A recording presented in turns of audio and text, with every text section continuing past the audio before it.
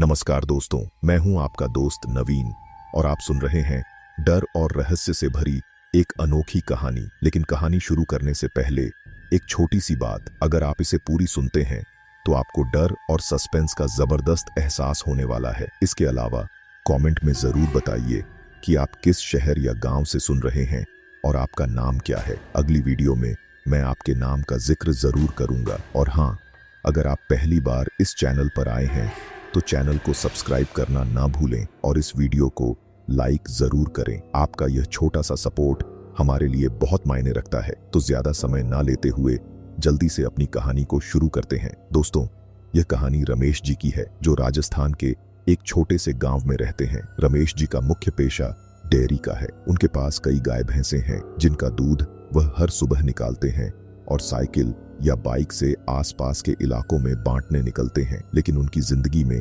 ऐसी रहस्यमयी घटनाएं घटी हैं कि जब वह अपने अनुभव सुनाते हैं तो लोग सन्न रह जाते हैं, खासकर जब वह अंधेरे में सुबह दूध बांटने निकलते हैं और कई बार मजबूरी में उन्हें रात 9 बजे के आसपास भी कुछ घरों में दूध पहुंचाने जाना पड़ता था। ऐसे में रास्ते में उन्हें अजीबो गरीब घटनाओं का सामना करना पड़ा। लेकिन जो पहली बार उन्होंने किसी रहस्यमयी शक्ति का एहसास किया, वह घटना साल 1992 की थी। रमेश जी का जन्म 97 में हुआ था और तब वह सिर्फ 14 साल के थे। उस रात जो उन्होंने देखा वह उनके लिए एक डरावना अनुभव बन गया, जिसने उनकी जिंदगी पर गहरा असर डाला। कई बार जब रमेश स्कूल से छुट्टी ले लिया करते थे तो उनके पिता कहते, चलो काम में हाथ बटाओ। रमेश बचपन से ही बहुत मेहनती थे और हमेशा अपने पिता के साथ काम में मदद किया करते थे। अधिकतर उनका काम घर की गाय भैंसों की देखभाल करना होता। उनके पास 4 भैंसें और कुछ बकरियां थीं। हर दिन उनका दूध निकालने के बाद उनके पिता उसे आसपास के घरों में बांटने जाया करते थे और कभी-कभी रमेश भी उनके साथ जाया करते थे। लेकिन दोपहर के समय जब उनके पिता शहर में कुछ जरूरी सामान लेने जाया करते थे तो रमेश का एक अलग ही काम होता था। उन्हें खेतों या किसी हरे भरे इलाके से घास और झाड़ियां काट कर लानी होती थीं ताकि भैंसों को खिलाया जा सके। लेकिन रमेश का सोचना थोड़ा अलग था। उनका मानना था कि मैं घास काट कर भैंसों के पास क्यों ले जाऊं, इसके बजाय भैंसों को ही घास वाले इलाके में ले जाऊं तो काम आसान हो जाएगा। इस तरीके से उन्हें मेहनत भी कम करनी पड़ती और भैंसें भी आराम से चारा खा सकती थीं। उसके पिता कई बार रमेश को डांटते थे, तुम अभी सिर्फ 14 साल के हो, ऐसा ना हो कि कोई भैंस कुछ गलत खा ले और बीमार पड़ जाए या कहीं भाग जाए और तुम उसे पकड़ न पाओ। लेकिन रमेश हमेशा मुस्कुरा कर जवाब देता, ये भैंसें तब से हमारे घर में हैं जब मैं बहुत छोटा था। मैंने होश संभालते ही इन्हें देखा है और इनसे मेरी दोस्ती हो गई है। मेरी इजाजत के बिना ये भैंसें कहीं दूर नहीं जाती। रमेश को पूरा यकीन था कि उसकी भैंसें कभी उसे छोड़कर नहीं जाएंगी। वह कई बार उन्हें खेतों में चराने के लिए ले जाता था। हालांकि उसके पिता हमेशा इस पर आपत्ति जताते थे, लेकिन जितने जिद्दी उसके पिता थे उतना ही जिद्दी रमेश भी था। जब रमेश 14 साल का हुआ तो एक दोपहर वह चारों भैंसों को लेकर दोबारा उन्हीं खेतों की ओर निकल पड़ा। इस बार वह गांव से काफी दूर निकल आया था। वहां कई खेत थे जहां किसान उस समय फसल लगाया करते थे। वहीं कुछ हिस्सों में घास और झाड़ियां फैली हुई थीं। तो रमेश भैंसों को लेकर उस ओर चला गया। दोपहर का वक्त था, सूरज सिर पर था और धूप काफी तेज थी। गर्मी की वजह से रमेश को पसीना आ रहा था, लेकिन भैंसें आराम से हरी घास चर रही थीं। गर्मी से बचने के लिए रमेश ने पास के एक घने पेड़ की छांव में अपनी जगह बना ली। वह अक्सर ऐसा करता था। भैंसें चरती रहतीं और वह पेड़ के नीचे लेटकर थोड़ी देर सुस्ताने लगता था। इसी बहाने रमेश अक्सर हल्की झपकी भी ले लेता था, लेकिन यह गहरी नींद नहीं होती, बस एक कच्ची नींद जिसमें वह आसपास की हलचल को महसूस करता रहता था। भैंसों की आवाजें लगातार उसके कानों में पड़ती रहती थीं, जिससे उसे यह यकीन रहता कि वे पास ही हैं। रमेश ने अपनी हर भैंस का एक खास नाम रखा हुआ था। अगर घर में कोई पालतू जानवर हो तो अक्सर उसे कोई न कोई नाम दे दिया जाता है। रमेश ने भी अपनी चारों भैंसों के नाम रखे हुए थे। जब भी वह किसी भैंस को बुलाता तो वह अपनी आवाज से जवाब देती, जैसे कि उसे आदत हो गई हो कि सवाल पूछा गया है तो जवाब देना जरूरी है। एक भैंस का नाम उसने गौरी रखा हुआ था। जब भी रमेश गौरी कहकर पुकारता तो वह तुरंत अपनी आवाज में जवाब देती, मानो कह रही हो, मैं यही हूं। जैसे ही रमेश ने भैंसों को आवाज लगाई हमेशा की तरह वे उसे जवाब देने लगी। उसे इस बात की आदत थी, इसलिए वह निश्चिंत होकर पेड़ की छांव में आंखें बंद करके लेट गया। हल्की हल्की हवा चल रही थी और गर्मी के बावजूद वह खुद को थोड़ा आरामदायक महसूस कर रहा था। कुछ समय बाद अचानक उसके मन में ख्याल आया, एक बार देख लूं सब भैंसें सही हैं या नहीं। उसने धीरे धीरे उठकर चारों ओर नजर दौड़ाई, लेकिन जैसे ही उसकी नजर भैंसों पर पड़ी उसका दिल जोर से धड़क उठा। सामने सिर्फ 3 भैंसें थीं, लेकिन वह तो 4 भैंसें लेकर आया था। चौथी भैंस कहाँ गई? चौथी भैंस आखिर कहाँ चली गई? यह सवाल रमेश के दिमाग में बिजली की तरह कौंधने लगा। उसका दिल तेजी से धड़कने लगा और उसके हाथ पैर ठंडे पड़ गए। डर सिर्फ इस बात का नहीं था कि भैंस गायब हो गई, बल्कि असली डर इस बात का था कि अगर उसके पिता को पता चल गया तो जो पिटाई होगी वह अलग ही स्तर की होगी। भैंसें उनके लिए सिर्फ जानवर नहीं थीं, बल्कि किसी जायदाद से कम नहीं थीं। उनके पास थोड़ी सी खेती की जमीन थी, लेकिन परिवार का असली सहारा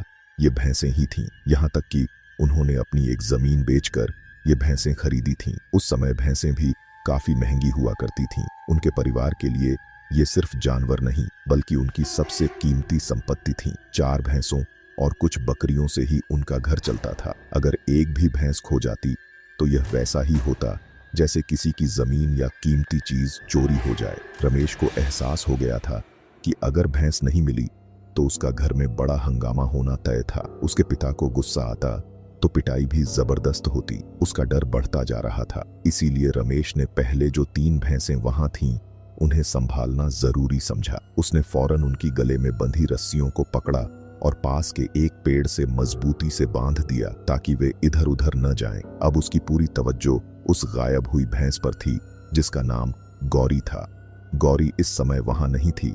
रमेश ने तेजी से आसपास नजरें दौड़ानी शुरू कर दी। बड़े बड़े पेड़, झाड़ियां और घास के ऊंचे ऊंचे गुच्छों के बीच उसने हर जगह देखने की कोशिश की। वह बार बार आवाजें लगा रहा था, गौरी, गौरी कहाँ हो? लेकिन इस बार कोई जवाब नहीं आया। यह बहुत अजीब था, क्योंकि उसकी भैंसें हमेशा उसकी आवाज पर प्रतिक्रिया देती थीं। रमेश खुद को समझाने लगा, अभी दोपहर का वक्त है, मैं आराम से ढूंढ सकता हूँ, लेकिन अगर देर हो गई और सूरज ढल गया तो मुश्किल हो जाएगी। तब अंधेरे में खोजना और भी डरावना होगा। वह मन ही मन डरने लगा। अगर गौरी अभी नहीं मिली तो रमेश के दिमाग में बस एक ही ख्याल घूम रहा था, अगर गौरी नहीं मिली तो घर जाकर मेरी जबरदस्त पिटाई होगी। यह सोचकर वह और आगे बढ़ता गया। वह काफी दूर निकल आया था, जहां खेतों और झाड़ियों का इलाका था। उसके दिमाग में एक तरकीब आई, अगर भैंस ने किसी खेत में घास खाई होगी तो उसके निशान जरूर दिखेंगे। उसने ध्यान से इधर उधर देखा। कुछ जगहों पर घास पूरी तरह सही सलामत थी,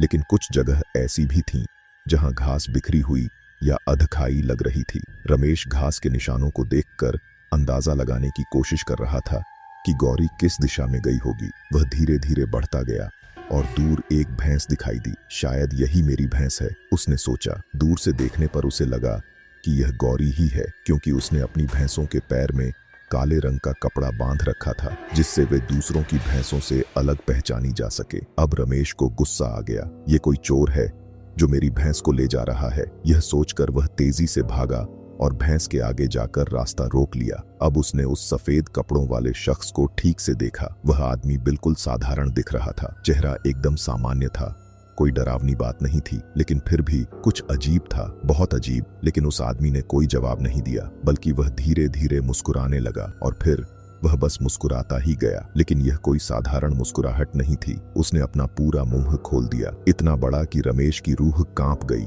उसके सफेद बड़े बड़े दांत साफ नजर आ रहे थे, जैसे कोई इंसान नहीं बल्कि कोई और ही चीज हो। रमेश की रीढ़ में ठंडक दौड़ गई। उसने फिर गुस्से में चिल्लाकर कहा, उतर मेरी भैंस से, तू इसे कहां ले जा रहा है? लेकिन वो आदमी बस हंसता ही रहा। उस आदमी ने अपना जबड़ा बिल्कुल भी नहीं हिलाया। उसका मुंह वैसे का वैसे ही खुला रह गया। लेकिन अजीब बात यह थी कि बंद दांतों से ही आवाज आ रही थी, मुझे बस उस पेड़ तक जाना है, मुझे वहां तक ले जाने दो। रमेश के शरीर में सिहरन दौड़ गई। उसकी भैंस को कोई अनजान आदमी कहीं ले जा रहा था और अब वह कह रहा था कि उसे बस उस पेड़ तक जाना है। रमेश को गुस्सा आ गया। उसने तेजी से कहा, भैंस मेरी है, तू इसे किस पेड़ के पास लेकर जाएगा? छोड़ दे, उतर जा। लेकिन वह आदमी उतरने का नाम ही नहीं ले रहा था। रमेश के सब्र का बांध टूट गया। उसने सोचा, अब इसे डंडा मारता हूं तब तो उतरेगा। लेकिन एक बहुत अजीब बात थी, वो आदमी बस हंसे जा रहा था। एक ही हंसी, वही बड़ी सी मुस्कुराहट। चेहरे के हाव भाव बिल्कुल नहीं बदले। रमेश को लग रहा था कि जैसे वो आदमी कोई इंसान नहीं बल्कि कोई और ही चीज हो। उसका मुंह एक ही तरह से खुला हुआ था, लेकिन उसकी आवाज साफ आ रही थी, मुझे बस उस पेड़ तक जाना है, बस उस पेड़ तक। रमेश को गुस्सा आ गया। भैंस धीरे धीरे आगे बढ़ती जा रही थी। ना वो आदमी उसे हाँक रहा था, ना ही भैंस रुक रही थी। अब रमेश से रहा नहीं गया। उसने जोर से कहा, अभी बताता हूँ। और फिर उसने डंडा उठाकर उस आदमी की पीठ पर जोर से मार दिया। धड़ाक! रमेश ने पूरी ताकत से डंडा उस आदमी की पीठ पर मारा। धड़ाक! लेकिन उस आदमी की मुस्कुराहट जरा भी नहीं बदली। वो वैसे का वैसे ही चौड़ा मुंह खोलकर मुस्कुराता रहा और फिर बिना जबड़ा हिलाए उसी अजीब आवाज में बोला, तुम मेरा कोई नुकसान नहीं कर सकते, मुझे बस उस पेड़ तक जाना है। रमेश के पसीने छूट गए, पर वो गांव का हट्टा कट्टा जाट लड़का था। डर उसके खून में नहीं था। गुस्से में बोला, तेरी ऐसी की तैसी, उतर भैंस से, यह मेरी भैंस है, तू मेरी भैंस को कहां लेकर जा रहा है। रमेश को यकीन नहीं हो रहा था कि वह जिस आदमी को डंडे से मार रहा था उसे कोई फर्क ही नहीं पड़ रहा था। लेकिन जैसे ही वह आदमी धीरे धीरे अपने हाथ को बढ़ाने लगा और रमेश के कंधे को पकड़ लिया, रमेश की रूह कांप गई। उसका हाथ असामान्य रूप से लंबा था। रमेश भैंस से कम 4-5 कदम दूर खड़ा था, लेकिन उस आदमी का हाथ इतनी दूर तक आ गया, यह इंसान के लिए संभव ही नहीं था। रमेश सिर्फ 14 साल का था। डर तो था ही, इसलिए उसने डंडे को थोड़ा दूर से मारा ताकि ज्यादा चोट लगे। उसने पूरी ताकत लगा दी, लेकिन वो आदमी टस से मस नहीं हुआ। रमेश का दिल तेजी से धड़कने लगा। वो आदमी अब भी मुस्कुरा रहा था, लेकिन असली डरावनी चीज तो अभी बाकी थी।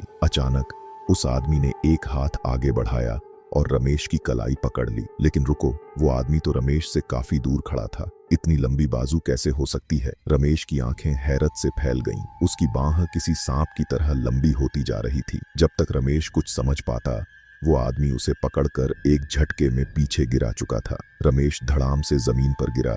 उसका सिर एक पत्थर से टकराया, हल्का खून निकलने लगा। लेकिन सबसे भयानक बात यह थी, वो आदमी अब भी मुस्कुरा रहा था। उसने फिर वही लंबी होती बाजू आगे बढ़ाई, अब की बार करीब 6 से 7 फुट लंबी। रमेश की आंखें फटी रह गईं। ये कैसा इंसान था? नहीं, ये इंसान था ही नहीं। वो आदमी अब भी मुस्कुरा रहा था, लेकिन इस बार उसकी आंखों में कुछ अजीब था, एक अजीब सी चमक, जैसे वो रमेश के डर का मजा ले रहा हो। फिर उसने अपनी लंबी भयानक हाथ को पेड़ की तरफ इशारा करते हुए कहा, मुझे उस पेड़ तक जाना है। रमेश की सिट्टी पिट्टी गुल हो चुकी थी। वो अब तक जमीन पर गिरा हुआ था, लेकिन उसके दिमाग ने साफ साफ कह दिया, ये कोई इंसान नहीं है। हरियाणा, पंजाब और पूरे नॉर्थ इंडिया में कई जगहों पर एक अजीब मान्यता है, भूत प्रेत सिर्फ रात में ही नहीं आते, बल्कि दोपहर की धूप में भी नजर आ सकते हैं। कई बार जब आसमान एकदम साफ हो, जब दूर दूर तक कोई नजर न आ रहा हो, जब हवा तक ठहरी हुई लगे, ऐसे में भी छलावे दिखते हैं। अब रमेश को पूरी तरह यकीन हो चुका था, ये कोई आम इंसान नहीं, ये भूत या प्रेत ही है। रमेश का पूरा शरीर सुन्न पड़ चुका था। वो आदमी जिसकी मुस्कुराहट चेहरे से हट नहीं रही थी, अब भी भैंस के ऊपर बैठा था। उसकी बाजू असामान्य रूप से लंबी हो गई थी, इतनी कि उसने दूर पड़े रमेश को पकड़कर गिरा दिया था। रमेश का बदन बेजान हो चुका था, हाथों में जैसे बिजली का झटका लगा हो, पूरा शरीर ठंडा पड़ गया था। वो उठना चाह रहा था, लेकिन हिल भी नहीं पा रहा था। सीने में अजीब सा बोझ, सिर घूमने लगा और फिर उसे जोरों से उल्टियां होने लगी। वो जमीन पर बैठा बैठा ही उल्टियां करता रहा, सांसें तेज हो गईं, लेकिन वह अपनी भैंस को पुकारता रहा। और वह आदमी भैंस पर सवार होकर सामने खड़े एक पेड़ तक पहुंच गया। अब भैंस थोड़ी थोड़ी दिख रही थी, क्योंकि वह काफी दूर जा चुकी थी। फिर वह पेड़ के पास रुक गई। रमेश बेहोशी से उठा। जैसे ही उसे होश आया, वह तेजी से अपनी भैंस के पास दौड़ा। वहां पहुंचकर उसने देखा कि एक आदमी उसकी भैंस पर बैठा मुस्कुरा रहा था, मानो उसी के आने का इंतजार कर रहा हो। रमेश ने गौर किया कि वह आदमी बिना किसी प्रयास के सीधा ऊपर की ओर उछला, जबकि आमतौर पर छलांग लगाने के लिए पहले थोड़ा नीचे झुकना पड़ता है। लेकिन यह नजारा अजीब था। वह सीधा भैंस से उड़ता हुआ पास के पेड़ की ऊंचाई पर जा बैठा। पेड़ की ऊंचाई पर बैठे उस आदमी की मुस्कान डरावनी थी। उसके होंठ असामान्य रूप से खिंच चुके थे, मानो चेहरा फटने वाला हो। ऊपर से वह गहरे स्वर में बोला, अब ले जाओ अपनी भैंस। लेकिन रमेश की भैंस जैसे उस आदमी के नियंत्रण में थी। वह धीरे धीरे पीछे हटने लगी। रमेश घबराया हुआ था। वह बार बार पीछे मुड़कर देखता, डरता कि कहीं वह आदमी उसे पकड़ न ले। उसका दिल तेजी से धड़क रहा था और डर के मारे उसके पैर कांप रहे थे। किसी तरह हिम्मत जुटाकर वह भैंस को लेकर भागा और बाकी भैंसों के झुंड में पहुंचा। वहां पहुंचकर भी उसका दिल तेज धड़क रहा था। वहां पहुंचते ही उसकी भैंस अजीब हरकतें करने लगी। वह बार बार पीछे से टांगे मार रही थी, जैसे बहुत गुस्से में हो या फिर किसी अनदेखी चीज से डर गई हो। ऐसा लग रहा था मानो वह बेकाबू हो गई हो। रमेश को उसे संभालने में पूरे 2 दिन लग गए। इस दौरान उसके पिता बार बार पूछते रहे, आखिर इस भैंस को तूने क्या खिला दिया? कहीं इसे उस जगह तो नहीं ले गया था जहां इसे नहीं जाना चाहिए था? फिर वे खुद ही बड़बड़ाने लगे, अगर भैंस को भांग खाने का मन हो तो वह खा भी सकती है, लेकिन इससे भैंस के स्वभाव में बदलाव आ जाता है। उसके पिता बोले, फिर ये काबू में नहीं आती, कभी मालिक पर हमला कर देती है, कभी काटने की कोशिश करती है तो कभी टांग मार देती है, इसीलिए इन्हें वहां ले जाना ठीक नहीं। फिर उन्होंने शक भरी नजरों से रमेश की तरफ देखा, तू इसे उस इलाके में तो नहीं ले गया था? रमेश 2 दिन तक चुप रहा, लेकिन अंत में सच उगल दिया। कांपती आवाज में उसने कहा, सफेद कपड़े पहने एक आदमी इसकी पीठ पर बैठकर उस पेड़ तक गया था। यह सुनते ही उसके पिता का चेहरा सख्त हो गया। उन्होंने गहरी सांस ली और गुस्से से बोले, यह बात पहले क्यों नहीं बताई रमेश? रमेश की आंखों में डर अब भी ताजा था। रमेश जानता था कि अब उसकी पिटाई होगी। डर और पछतावे से उसकी आंखों में आंसू आ गए। रोते रोते उसने कहा, आप मुझे मार लो, लेकिन मैंने सच कह दिया है। उसके पिता ने उसे डांटा और दोबारा पीटा, लेकिन इस बार उन्होंने समझाया भी। गंभीर स्वर में बोले, अगर दोबारा ऐसा कुछ हो तो हनुमान चालीसा पढ़ना शुरू कर देना, और एक चीज और याद रखना, हमेशा वो यंत्र अपने पास रखना जो हमारे पूर्वज रखते आए हैं। फिर वे थोड़ा रुके और गहरी आवाज में बोले, यहाँ मान्यता है कि इस इलाके में कभी कभी कोई गाय या भैंस काले जादू का शिकार हो जाती है, या हो सकता है कि उनके आसपास किसी प्रेत का वास हो। इसलिए वह यंत्र हमेशा अपने पास रखना, ताकि किसी भी बुरी शक्ति का असर न हो पाए। रमेश के पिता ने आगे समझाया, हर रोज गाय भैंस को नहलाना जरूरी है, इससे उन पर किसी भी भूत प्रेत का असर नहीं होता। ये नकारात्मक शक्तियां जानवरों पर ज्यादा देर तक टिक नहीं पाती, लेकिन पेड़ों पर ये सालों तक रह सकती हैं। उन्होंने गहरी सांस ली और रमेश की ओर देखा। उस प्रेत ने इस भैंस का सहारा लिया था ताकि वह एक जगह से दूसरी जगह जा सके। रमेश सिर्फ 14 साल का था, लेकिन जो कुछ उसने अपनी आंखों से देखा था वह हमेशा के लिए उसके दिमाग में बस गया। वह अब जान चुका था कि प्रेत कैसे दिखते हैं, भयानक, डरावने और रहस्यमयी। उस रात की घटना के बाद वह पहले जैसा नहीं रहा। अब वह दोपहर में कभी भी अपनी भैंसों को खुली जगह पर चराने नहीं ले जाता। पहले जहां वह बेपरवाह घूमता था, अब हर जगह सोच समझ कर जाता। यह उसकी जिंदगी में पहली बार था जब उसने किसी अजीब और डरावनी शक्ति को महसूस किया था, लेकिन यह आखिरी बार नहीं था। साल 2001 से अब रमेश 20 साल का हो चुका था। अब रमेश सिर्फ गाय भैंसों के लिए चारा लाने तक ही सीमित नहीं था। धीरे धीरे उसने अपने पिता की जिम्मेदारियां भी संभालनी शुरू कर दी। पहले दूध डिलीवरी का काम उसके पिता किया करते थे, लेकिन उनकी सेहत अब पहले जैसी नहीं रही थी। उम्र भी बढ़ गई थी, जिससे उनका शरीर जल्दी थक जाता था। इसलिए अब यह जिम्मेदारी रमेश ने उठा ली। वह सुबह जल्दी उठता, भैंसों को नहलाता, दूध निकालता और फिर उसे गांव में अलग अलग घरों तक पहुंचाने जाता। रमेश ने यह जिम्मेदारी संभाल ली क्योंकि उनके पिता के पैर में चोट लगी थी और वे साइकिल नहीं चला सकते थे। घर में लगभग 12 भैंसें और कुछ गायों थीं, जिससे काफी मात्रा में दूध मिलता था। दूध को पास के गांवों में पहुंचाने के अलावा वे इसे दूर के शहर तक भी ले जाते थे, जो लगभग 7 से 8 किलोमीटर की दूरी पर था। रमेश हर दिन साइकिल पर दूर तक जाता, वहां दूध पहुंचाता और फिर वापस आता। यह काम वह पिछले 2 सालों से लगातार कर रहा था। अब यह जिम्मेदारी पूरी तरह रमेश ने संभाल ली थी। इस दौरान उसके साथ कोई अजीब या डरावनी घटना नहीं हुई थी। हाल ही में उन्होंने 4 नई भैंसें खरीदी थीं, जिससे दूध की मात्रा और बढ़ गई थी। रमेश दिन भर दूध पहुंचाने में लगा रहता और कई बार शाम हो जाती, लेकिन फिर भी सारा दूध डिलीवर नहीं हो पाता। कभी कभी वह किसी और लड़के को भी यह काम सौंप देता। इस बार रमेश की कजन सिस्टर की शादी थी, जो पास के गांव में हो रही थी, लेकिन रमेश के लिए काम सबसे जरूरी था। चाहे दिवाली हो या कोई और त्योहार वह रोजाना दूध डिलीवर करता था। वैसे भी दूध बेचने वालों का काम ऐसा ही होता है। आपने देखा होगा कि छुट्टी के दिन भी वे दूध देने आते हैं, क्योंकि उनके लिए कोई छुट्टी नहीं होती। रमेश भी इसी तरह बिना रुके अपना काम करता रहता था। उस दिन रमेश ने सुबह किसी और को कह दिया था कि दूध तो माँ निकाल ही लेंगी, लेकिन उसे खुद डिलीवरी के लिए जाना मुश्किल था, क्योंकि उसकी अपनी कजन बहन की शादी थी। उसने तय किया कि शादी में शामिल होने के बाद शाम 4 बजे के बाद बचा हुआ काम पूरा कर लेगा। रमेश ने पहले ही सब घरों में जाकर बता दिया था कि वह दोपहर तक दूध नहीं पहुंचा पाएगा, लेकिन शाम को या फिर देर रात तक दूध की डिलीवरी जरूर कर देगा। पहली बार ऐसा हुआ था कि वह रात में दूध देने के लिए घर से निकला। तब शाम के 6 बजे थे। अब भी थोड़ी रोशनी थी, लेकिन कुछ ही समय में अंधेरा छाने वाला था। यह काम लगभग 2 घंटे का था और रमेश को शहर नहीं जाना था, बस आसपास के कुछ गांवों में दूध पहुंचाना था। यह जरूरी भी था, क्योंकि दूध ज्यादा देर तक रखा रहता तो खराब हो सकता था। अपने ही गांव में सारा दूध नहीं बांट पाते थे, और अगर समय पर उबाला न जाए तो वह जल्दी खराब हो सकता था। रमेश रोजाना साइकिल के पीछे एक बड़ा ड्रम बांधकर दूध लेकर निकलता था, लेकिन इस बार समय शाम का था। वह गांवों की ओर जा रहा था और कुछ घरों में दूध डिलीवर कर चुका था। अब ड्रम में दूध काफी कम बचा था, जिससे साइकिल चलाना आसान हो गया था। पहले दूध का वजन ज्यादा होने के कारण साइकिल चलाने में दिक्कत होती थी, लेकिन अब वापसी में उसे ज्यादा परेशानी नहीं हो रही थी। रमेश यह काम काफी समय से कर रहा था। उस दिन रात के लगभग 8 बजे का समय था और चारों तरफ अंधेरा छा चुका था। वह साइकिल से घर लौट रहा था जब वह एक ऐसे गांव के पास पहुंचा जहां से एक नदी गुजरती थी। साइकिल चलाते हुए उसकी नजर सामने पड़ी।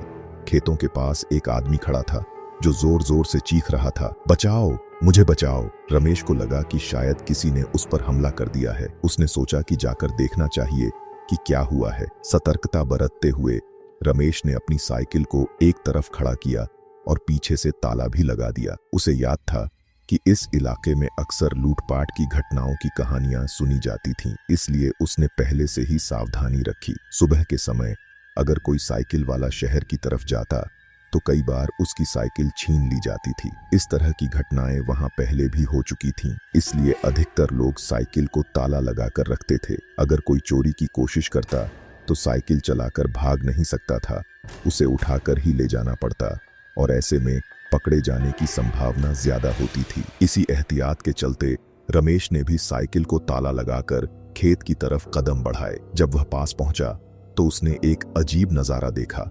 एक आदमी जमीन पर बैठा अपने ही कंधे पर मुक्के मार रहा था, और उसके ऊपर एक बुजुर्ग आदमी बैठा हुआ था जिसने उसका सिर जोर से पकड़ रखा था। यह नजारा बेहद अजीब और डरावना लग रहा था, मानो कोई पागलपन भरी हरकत हो रही हो। रमेश को समझ नहीं आ रहा था कि आखिर यहाँ चल क्या रहा है। ना तो वह बुजुर्ग आदमी उसकी गर्दन घोंट रहा था और ना ही उसे काबू करने की कोशिश कर रहा था, बस उसकी पीठ पर बैठा हुआ था। नीचे बैठा आदमी बार बार अपने ही सिर और कंधों पर मुक्के मार रहा था, जैसे वह खुद को छुड़ाने की कोशिश कर रहा हो, लेकिन ऊपर बैठा बुजुर्ग टस से मस नहीं हो रहा था। तभी नीचे बैठे आदमी की नजर रमेश पर पड़ी। उसने घबराते हुए रमेश से कहा, इसे हटाओ, इसने मुझे पकड़ लिया है, ये मुझे मारना चाहता है। उसकी आवाज में डर साफ झलक रहा था। दूसरी तरफ जो बुजुर्ग उसकी पीठ पर बैठा था वह लगातार जोर जोर से हंसता जा रहा था। रमेश को लगा कि उसे मदद करनी चाहिए। हालात ऐसे नहीं लग रहे थे कि यह कोई लूटपाट या अपराध की घटना हो, बस एक अजीबोगरीब स्थिति थी जिसमें एक बुजुर्ग किसी की पीठ पर बैठा हुआ था और उतरने का नाम नहीं ले रहा था। रमेश ने पहले शांति से समझाने की कोशिश की। उसने कहा, दद्दा देखिए, उतर जाइए, क्यों इस आदमी को परेशान कर रहे हैं? लेकिन उस बुजुर्ग ने कोई जवाब नहीं दिया। इस बीच जो आदमी नीचे बैठा था वह किसी तरह खड़ा हुआ। रमेश को हैरानी हुई कि उसकी पीठ पर बैठा बुजुर्ग बहुत ही हल्का लग रहा था, मानो उसका वजन बहुत कम हो। वह करीब 85 साल का बूढ़ा दिखता था, बेहद कमजोर, झुकी हुई कमर और शरीर पर गहरी झुर्रियों से भरा हुआ। लेकिन वह बुजुर्ग ऐसे कंधे पर बैठा था कि उतरने का नाम ही नहीं ले रहा था। नीचे वाला आदमी खड़ा हो गया, फिर उसने जमीन पर जोर से छलांग लगाई, यह सोचकर कि शायद झटके से वह उसे गिरा सके। लेकिन हैरानी की बात यह थी कि बुजुर्ग फिर भी उसकी पीठ से नहीं हटा, मानो वह वहां चिपक गया हो। रमेश को अब लगा कि उसे मदद करनी चाहिए। जैसे ही वह उस आदमी की तरफ बढ़ा, अचानक नीचे बैठे आदमी ने चेतावनी भरी आवाज में कहा, मुझे उतारने की कोशिश मत करना, यह तुम्हारा काम नहीं है, चले जाओ। अगर तुमने इसे मेरे कंधे से हटाने की कोशिश की तो मैं तुम्हें देख लूंगा। रमेश पल भर के लिए ठिठक गया, लेकिन वह ऐसा इंसान नहीं था जो आसानी से डर जाए। हट्टा कट्टा जवान था, रोजाना साइकिल से 25 किलोमीटर तक सफर करता था, मेहनती और ताकतवर था। रमेश की टांगों में भरपूर ताकत थी, वह कबड्डी खेला करता था और बेहद तगड़ा था। उसे अगर कोई धमकी देता तो उसका दिमाग और तेज चलने लगता। जब उस आदमी ने उसे चेतावनी दी, तुझे मैं बताऊंगा, तो रमेश को गुस्सा आ गया। बिना किसी डर के उसने उस बुजुर्ग आदमी को पकड़कर जोर से खींचा और एक तरफ गिरा दिया। लेकिन जैसे ही वह जमीन पर गिरा, रमेश की आंखें फटी रह गईं। वह आदमी जमीन में समा गया, मानो वहां कभी था ही नहीं। रमेश कुछ पल तक हक्का बक्का खड़ा रहा, फिर उसने नीचे बैठे आदमी से पूछा, ये क्या था, कहां चला गया? वह आदमी अभी भी घबराया हुआ था। उसने कांपती आवाज में कहा, ये एक भूत था, इसने मुझे पकड़ लिया था। मैं हर रोज यहाँ आता था, पीपल के पेड़ के पास। कई बार मैंने सुनी थी हंसने की आवाज, लेकिन मैं इन सब चीजों पर यकीन नहीं करता था। लेकिन वह रात का वक्त था और वह आदमी अपने खेतों की तरफ जा रहा था। जब यह रहस्यमयी बुजुर्ग उसके कंधे पर आकर बैठ गया, उसे तुरंत समझ आ गया कि यह कोई इंसान नहीं बल्कि कोई भूत था जिसने उसे जकड़ लिया था। लेकिन तब तक बहुत देर हो चुकी थी। वह चाहकर भी खुद को छोड़ा नहीं पा रहा था। अगर रमेश को पहले से पता होता कि यह कोई भूत है तो शायद वह यह सब करने की हिम्मत नहीं करता। भले ही वह हट्टा कट्टा था, 4 लोग भी सामने आ जाते तो लड़ जाता, लेकिन 1992 में जो हुआ था उस चीज से वह आज भी डरता था। रमेश कभी भूतों की कहानियां नहीं सुनता था। अगर कोई हॉरर फिल्म आती तो वह उसे देखने नहीं जाता था। जब भी कोई डरावनी कहानी छिड़ती तो वह चुपचाप वहां से निकल लेता, क्योंकि उसे इन सब चीजों से बेहद डर लगता था। अब जब रमेश ने अपनी आंखों से इतना अजीब और डरावना मंजर देख लिया तो वह जानता था कि यह डर उसे फिर से सताएगा। इसी डर के कारण उसने तुरंत भगवान का नाम लिया, साइकिल उठाई और वहां से तेजी से निकल पड़ा। पीछे से वह आदमी उसे आवाज देता रहा, जरा ध्यान रखना। लेकिन रमेश बिना रुके आगे बढ़ गया। जो कुछ उसने देखा था, वह बुजुर्ग आदमी जो जमीन में समा गया था, वह बार बार उसके दिमाग में घूम रहा था। उसे समझ नहीं आ रहा था कि यह सब सच में हुआ या उसकी आंखों का धोखा था। धीरे धीरे उसके सिर में दर्द होने लगा, जैसे कोई भारी बोझ उस पर लदा हो। लेकिन अभी भी उसका काम बाकी था। उसने ज्यादातर दूध डिलीवर कर दिया था, लेकिन अभी 2-3 घर और थे जहां उसे जाना था। उसने खुद को संभाला और सोचा, जल्दी से ये दूध डिलीवर करके घर निकलना होगा, अब और देर नहीं कर सकता। रमेश सोच रहा था कि घर जाकर यह सब अपने पिता को बताए, लेकिन एक चिंता उसके मन में बार बार आ रही थी। अगर पिता को पता चला कि उसने किसी अनजान झगड़े में हाथ डाला है तो इस बार मोटी वाली लठ से पिटाई न हो जाए। हालांकि अब वह बड़ा हो चुका था, लेकिन उसके पिता उसे आज भी डांटते थे। अगर कोई बड़ी गलती कर दे तो 19 साल का होने के बावजूद कभी कभी पिटाई भी हो जाती थी। उसे याद आया कि जब वह कबड्डी खेल कर आता तो अक्सर चोट खरोंच लगी रहती और उसके पिता उसे डांटते, झगड़ा करने गया था क्या।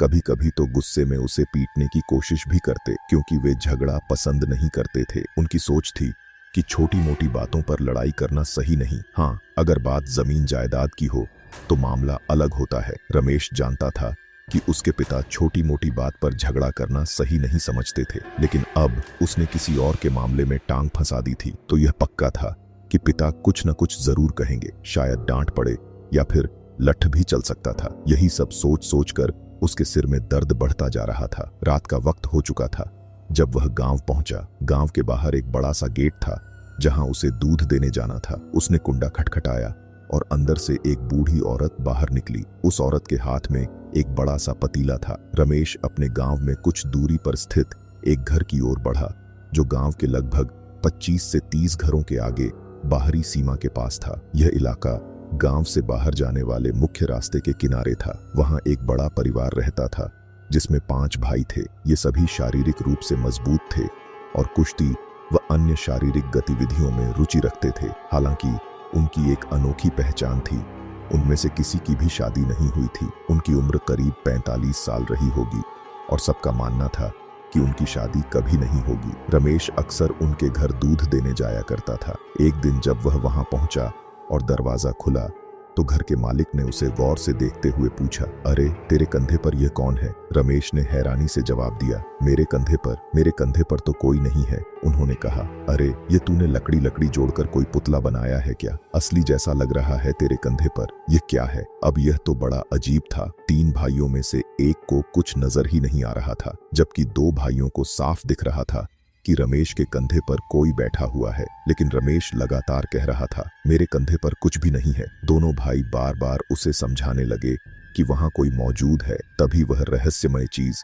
जो रमेश को नहीं दिख रही थी अचानक बोल पड़ी, मुझे इसके कंधे से उतारने की कोशिश मत करना, वरना जो इसके साथ होने वाला है वही तुम्हारे साथ भी होगा। यह सुनकर दोनों भाई बुरी तरह डर गए। रमेश को तो कुछ दिख नहीं रहा था, मगर जब उसने यह अजीब सी आवाज सुनी तो वह भी घबरा गया और चिल्लाने लगा, यह क्या हो रहा है? डर के मारे दोनों भाई चीखने लगे, भूत भूत भूत, तू यहां से चला जा, अपना कोई उपाय करवा, तुझ पर किसी आत्मा का साया है, तेरे कंधे पर कोई बैठा हुआ है। अब क्या था? रमेश बिना कुछ सोचे समझे साइकिल उठाकर सीधा अपने घर की तरफ भागा। भाड़ में जाए दूध, मैं तो खुद बड़ी मुसीबत में फंस गया, उसने घबरा कर सोचा। जैसे जैसे वह साइकिल चला रहा था उसे महसूस होने लगा कि उसके कंधों पर कोई भारी बोझ है। अचानक उसे सिर में तेज दर्द होने लगा, जैसे किसी ने उसके सिर को कसकर पकड़ लिया हो। अब उसे लगने लगा कि वही भूत सच में उसके ऊपर आ गई है। कहते हैं ना, अगर किसी भूत या अनदेखी शक्ति को जबरदस्ती हटाने की कोशिश की जाए तो वह उस इंसान पर सवार हो सकता है। शायद यही हुआ था। जिस आत्मा को उसने अपने दोस्त के कंधे से उतारा था, अब वह खुद उसके ऊपर आ गई थी। रमेश घबराहट में तेजी से पैडल मारता रहा, लेकिन साइकिल जितनी तेज चलाता उसे उतना ही ज्यादा डर महसूस होने लगता। वह बिना पीछे देखे बस अपने घर की तरफ भागता चला गया। अब रमेश को सामने धुंधली आकृतियां नजर आने लगी। उसे ऐसा लगने लगा जैसे किसी की धुंधली टांगें हवा में झूल रही हो। साथ ही आसपास से अजीबोगरीब हंसी की आवाजें भी उसके कानों में गूंजने लगीं। वह घबराया हुआ साइकिल चलाते चलाते उसी नहर के पास वाले खेत के करीब से गुजरा। तभी एक अजनबी ठंडी आवाज आई, तूने मुझे उसके कंधे से उतारा, अब तुझे वही सजा मिलेगी जो उसे देने वाली थी। रमेश का दिल जोर जोर से धड़कने लगा। वह डर से कांपने लगा, लेकिन आवाज लगातार बोलती रही, बार बार मुझे परेशान करने चला आता था, मैं वहीं रहता था, लेकिन ये मुझे चैन नहीं लेने देता था। अब रमेश धीरे धीरे पूरी बात समझने लगा। उसे एहसास हुआ कि शायद वह आदमी रोज नहर के पास सिर्फ लघु शंका सूसू करने के लिए आता था, और यही बात उस अदृश्य शक्ति को नागवार गुजरती थी। इसलिए वह आत्मा परेशान थी और उसे सजा देना चाहती थी। जब रमेश ने अपने दोस्त को इस मुसीबत से बचाने की कोशिश की तो अब वही मुसीबत उस पर आ गई थी। अब ये मुझे सजा देना चाहता है क्योंकि मैंने इसे छुड़ाया। रमेश के मन में यह ख्याल आते ही उसकी हालत और खराब हो गई। उसे लगने लगा कि वह उस आत्मा को जानता है या शायद पहले कहीं उसके बारे में सुन चुका है। डर के मारे उसने हाथ जोड़कर माफी मांगनी शुरू कर दी। मुझे माफ कर दो, मैं जानबूझकर कुछ नहीं किया, गलती हो गई। वह गिड़गिड़ाता रहा मगर साइकिल चलाना बंद नहीं किया। उसके कंधे पर अब भी हल्का हल्का बोझ महसूस हो रहा था, लेकिन एक चीज साफ थी, रमेश ने वही गलती नहीं की जो पहले वाला आदमी करता था। रमेश अब किसी भी तरह इस डरावनी मुसीबत से छुटकारा पाना चाहता था। वह जानता था कि अगर गिर पड़े या सिर घुमा घुमा कर आत्मा को कंधे से हटाने की कोशिश करे तो हो सकता है कि और भी बुरा हो जाए। उसे अचानक बचपन की एक बात याद आई। जब वह छोटा था तो गांव में सुना करता था कि एक बार किसी ने भूत को भैंस पर बैठे देखा था। तब बुजुर्गों ने कहा था कि भगवान का नाम लेने से भूत दूर भाग जाता है, बस यही करना होगा। रमेश ने मन ही मन सोचा और कांपते हुए हनुमान चालीसा पढ़ना शुरू कर दिया। जैसे ही उसके शब्द निकले, अचानक उसके कंधे पर बैठी वह रहस्यमय शक्ति चीख उठी, ये तू क्या कर रहा है? बंद कर, बंद कर। लेकिन रमेश ने पढ़ना जारी रखा। अब कुछ अजीब होने लगा। जैसे ही वह हनुमान चालीसा का कोई भी शब्द बोलता, उसे महसूस होता कि कोई उसके चेहरे पर हाथ रखने की कोशिश कर रहा है, मानो उसकी आवाज दबाने के लिए। जब वह अपने चेहरे पर ध्यान देने लगा तो उसे हल्की हल्की उंगलियां महसूस हुईं। रमेश के साथ कुछ अजीब हो रहा था। उसकी जुबान ठीक से काम नहीं कर रही थी, जैसे किसी ने उस पर काबू पा लिया हो। वह हनुमान चालीसा पढ़ने की कोशिश कर रहा था, लेकिन शब्द सही से नहीं निकल रहे थे। सिर में भयंकर दर्द हो रहा था और दिमाग सुन्न पड़ता जा रहा था। किसी तरह वह लड़खड़ाते हुए घर पहुंचा। जैसे ही दरवाजे पर पहुंचा, उसने घबराहट में जोर से चीख मारी और साइकिल एक तरफ गिरा दी। दूध और बाकी सामान भी वहीं जमीन पर गिर चुका था।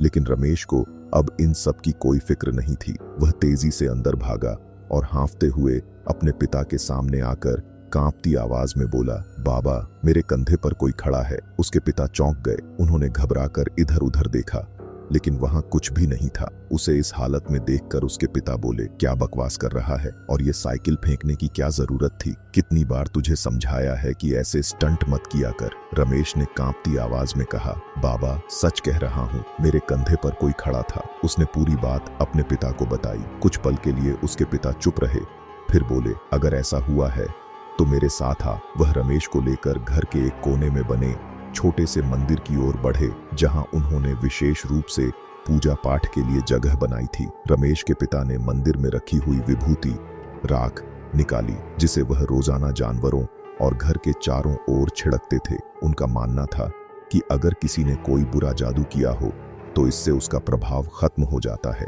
जैसे ही उन्होंने विभूति रमेश के सिर पर छिड़की, एक झटके में उसका सिर दर्द गायब हो गया। उसे लगा जैसे कोई भारी बोझ उसके कंधों से उतर गया हो, मगर रात भर हल्का हल्का सिर दर्द फिर भी बना रहा। अगले दिन उसके पिता उसे पास के एक बड़े मंदिर में ले गए। वहां पूजा पाठ हुआ और पुजारी जी ने ध्यान से उसकी परेशानी सुनी। फिर उन्होंने कहा, तुम ऐसा करो, अपने हाथ में एक लाल धागा बांध लो, जिसे मौली कहते हैं। इसके बाद तिलक लगाओ। अगर तुम्हारे ऊपर कोई नकारात्मक शक्ति या भूत प्रेत का साया होगा तो वह खुद ब खुद दूर हो जाएगा। रमेश को अगले 2 दिनों तक कभी कभी हल्का सिर दर्द महसूस होता, लेकिन तीसरे दिन ऐसा कुछ भी नहीं हुआ। उसे लगा जैसे उसके ऊपर से वह अजीब सा बोझ पूरी तरह हट चुका हो। हालांकि इस घटना के बाद भी वह अपने काम से पीछे नहीं हट सकता था। अगर जो काम हम करते हैं वही छोड़ देंगे तो भूखा मरना भी तय है। यह सोचकर उसने अपने रोजमर्रा के काम को जारी रखा। उसका मानना था